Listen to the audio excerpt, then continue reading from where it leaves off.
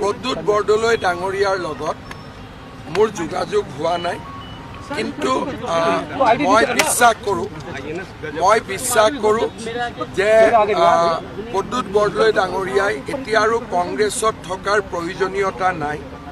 তেওঁ নিশ্চিতভাৱে বিজেপিত যোগদান কৰা উচিত আৰু মই তেওঁক ভাৰতীয় জনতা পাৰ্টিত যোগদান কৰিবলৈ আমন্ত্ৰণ জনাইছোঁ।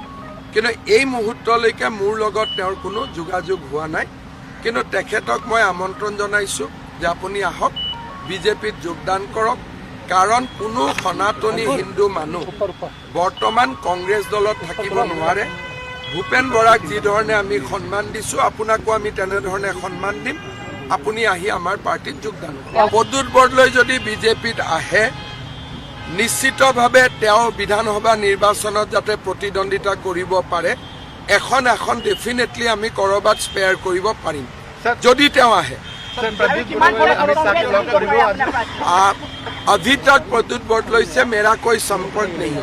अमित शाह से सर मुलाकात होने की संभावना है? अगर गृह मंत्री जी से बातचीत होते थे तब तो मेरा मालूम हो जाते थे, लेकिन मेरा नहीं लगता है कि अभी तक प्रद्युत बरदलै कोई बीजेपी का नेताओं से बातचीत किए हैं, मुझे नहीं लगता है।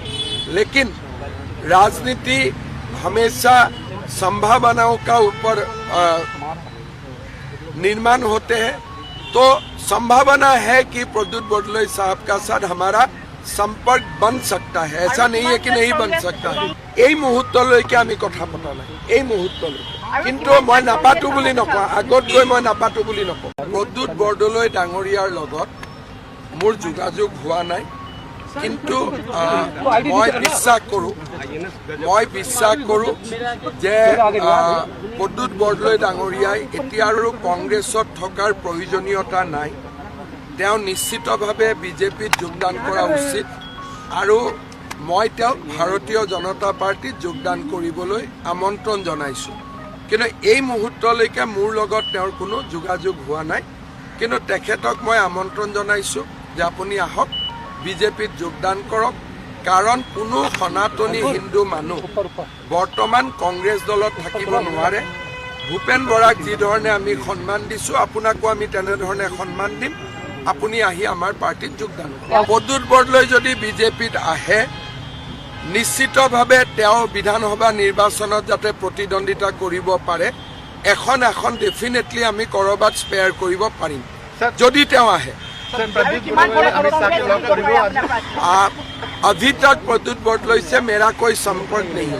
अमित शाह से सर मुलाकात होने की संभावना है? अगर गृह मंत्री जी से बातचीत होते थे तब तो मेरा मालूम हो जाते थे, लेकिन मेरा नहीं लगता है कि अभी तक प्रद्युत बरदलै कोई बीजेपी का नेताओं से बातचीत किए हैं, मुझे नहीं लगता है।